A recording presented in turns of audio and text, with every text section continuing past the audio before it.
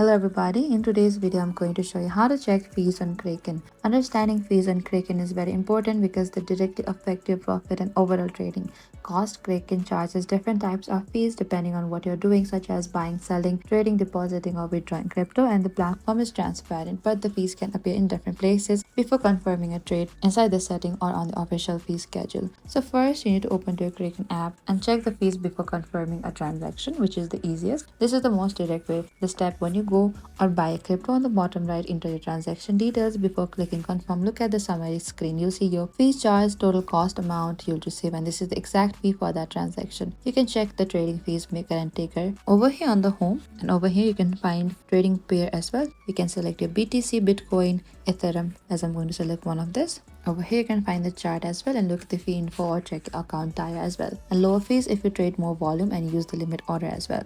And that is it. This is how I can check the fees on Kraken. Thank you for watching this video. I hope I could help you.